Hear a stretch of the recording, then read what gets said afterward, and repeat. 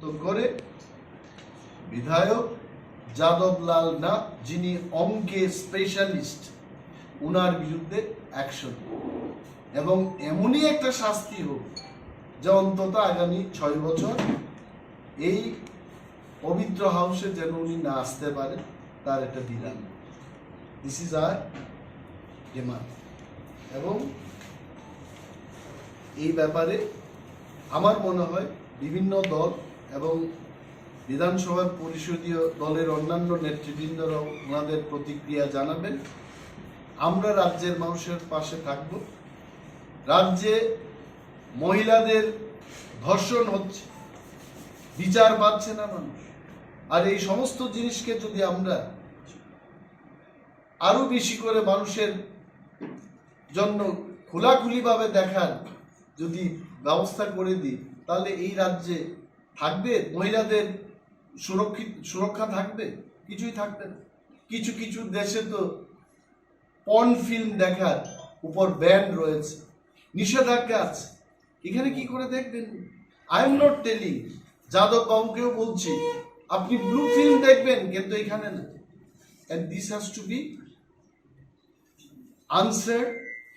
The action should be taken by the honorable speaker of the house. Thank you. Obviously এটাই তো আমাদেরও প্রশ্ন, যে এটা কেন সিপিএম এর বিধায়কদের হচ্ছে না, এটা কেন সমাজবাদী পার্টির বিধায়কদের হচ্ছে না। আমি জানি না, পর্ষদ বিষয়ক মন্ত্রী, ওনাকে আপনারা প্রশ্ন করবেন, সচরাচর ওনার কাছে অনেক তথ্য থাকে। আমি ভাবছিলাম যে এরোপ্লেন থেকে নেমে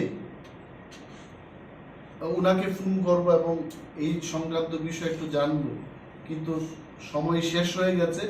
তবে এই প্রেস মিটের পরও আমি ওনার থেকে তথ্যটা নিতে চেষ্টা করব যে আরো কোন কোন দলের বিধায়করা ব্লু ফিল্ম দেখেছে এবং তাদের বিরুদ্ধে কি ব্যবস্থা হয়েছে, এটা আমি জানবো না। অনিমেষ বাবু, একটা বিষয় যে আপনি যেহেতু বিরোধী দলের নেতা এবং বিধানসভায় দেখা গেছে সেখানকার যিনি শাসক দলের পার্লামেন্টারি যিনি মিনিস্টার রয়েছেন রতনবাবু একাধিক বিষয়ে, প্রত্যেকটি বিভিন্ন শিক্ষণীয় বিষয় সেখানে বলেছেন। তো আপনি বিরোধী দলনেতা হিসেবে এই বিষয়গুলি কি মানিক সাহা, যিনি মুখ্যমন্ত্রী কিংবা পার্লামেন্টারি মিনিস্টার, ওনার প্রকাশ্যে তুলে ধরেছেন, কথা বলেছেন? দেখুন, একটা জিনিস হচ্ছে শিক্ষণীয় বিষয় সবাই বলে। একটা লোক যদি রাত্রি 12টা পর্যন্ত পড়াশোনা করে সে যদি 35% মার্কস পায়, তাকে আমি কি বলবো? আর কিছু কিছু ছাত্র থাকে যারা পরীক্ষার ঠিক 2 দিন আগে পড়াশোনা করে 70% মার্কস পায়। আর এমএলএদের, জনপ্রতিনিধিদের এমন কি প্রিপারেশনের দরকার আছে যে আমি রাত্রি 3টা অবধি বসে প্রিপারেশন করব? The preparation happens when you go to the people. যখন আমি উজান ময়দানে যাব, আমি ফলাকা বাড়িতে যাব, রস্যা বাড়িতে যাব, মানুষের কথা যখন শুনবো, পেটে ভাত নেই যখন চোখে দেখবো, this is the biggest preparation for N MLA. আমি বাতানুকূলীন পরিবেশে বসে ওই পত্রিকা কি লিখেছে, সেই পত্রিকা কি লিখেছে, অন্য মন্ত্রীকে হ্যাকেল করার জন্য বিধানসভাটাকে কোর্টের মতো তৈরি করে উকিলের কায়দায় 2 উকিলের মধ্যে তর্ক যুদ্ধের মতো ব্যবস্থা করা। আমি Animesh Debbarma, as an LOP, my aim is not that. My aim is to raise জনস্বার্থ সংক্রান্ত বিষয়গুলো মাননীয় মন্ত্রী মহোদয়গণের সম্মুখে এবং সরকারের কাছে তুলে ধরা। নট মন্ত্রী মহোদয়দের কি করে বেকায়দায় ফালানো যায়, কোন নোটিশ কি হলো, কোন পত্রিকায় কি লিখেছে, কবিদের থেকে কবিতা এনে পাঠ করে আমি নিজের জ্ঞান জাহির করব। আমি যাই বলবো এই হাউসে, I may be least qualified, I may be incapable to be leader of opposition, but my focus will remain the common people. The common people, তার কোনো জাতি থাকবে না, বর্ণ থাকবে না, সমস্ত অংশের মানুষের জন্য as a leader of the opposition বিধানসভায় আমি তাদের কথা বলব। Thank you. শঙ্কর চৌধুরী এবং জ্যাঠা দারওয়ার গুজরাটের বিধায়ক, ওনারা বিজেপিরই বিধায়ক ছিলেন, ওনারাও কিন্তু একই ঘটনায় জড়িত ছিলেন। আমাদের বক্তব্য হলো যে পবিত্র বিধানসভায় আজকের সভ্য জগতে মানুষের সাথে কথা না বলে একজন বিধায়ক এইভাবে নীল ছবির দেখবেন, এই ঘটনাকে আমরা নিন্দা জানাব।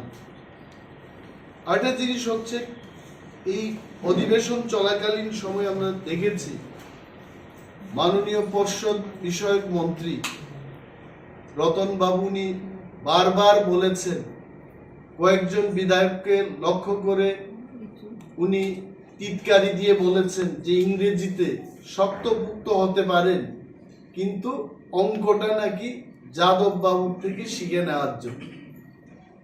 আমাদের প্রশ্ন হলো যে রতন বাবু যে গণিতের কথা বললেন, এটি কি এই গণিত যে সবার মধ্যে বসে নীল ছবি দেখবে, এটা কি গণিত?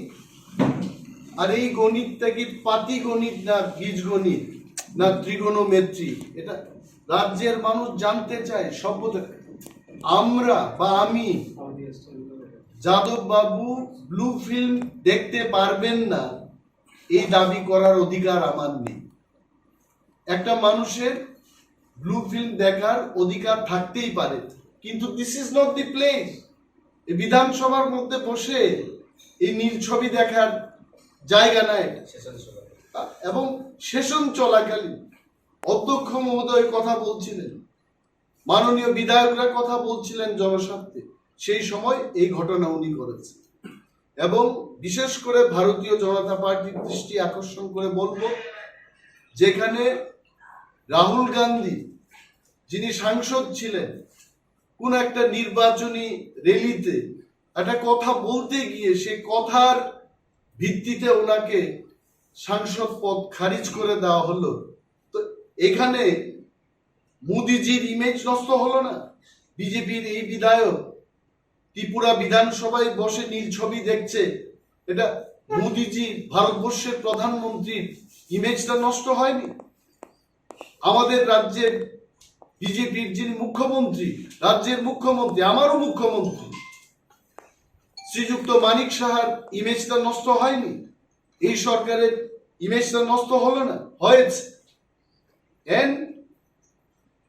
আমরা দাবি জানাবো যে চেয়ারটাতে যাদব বাবু বসে এই ব্লু ফিল্মটা দেখেছে, এই চেয়ারটাকে যেন বের করে এনে গঙ্গার জলে এটাকে পরিশুদ্ধ করে এই চেয়ারটাকে আবার বিধানসভার ভিতরে নিয়ে যাওয়া হয়। এটা আমাদের দাবি।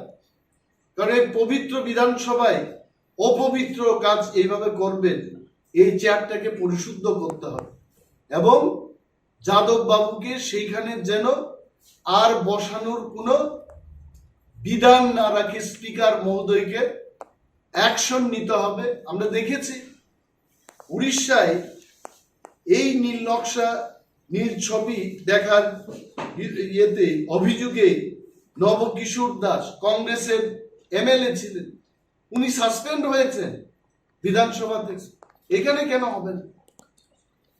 এটা কি বার্তা দিতে চেয়েছে ওনারা? Now if they don't take action, যদি ভারতীয় জনতা পার্টি এবং ভারতীয় জনতা পার্টির পরিষদীয় দল যদি যাদব বাবুর বিরুদ্ধে অ্যাকশন না নেন, তাহলে কি রাজ্যের মানুষকে বার্তা দিতে চান যে সবকিছু কাজ খুল্লম খোলা করতে থাকে? মানে সভ্য জগতে অসভ্যের মতো চলবো আমরা, এই বার্তা তো চলে যাবে মানুষের কাছে। আমরা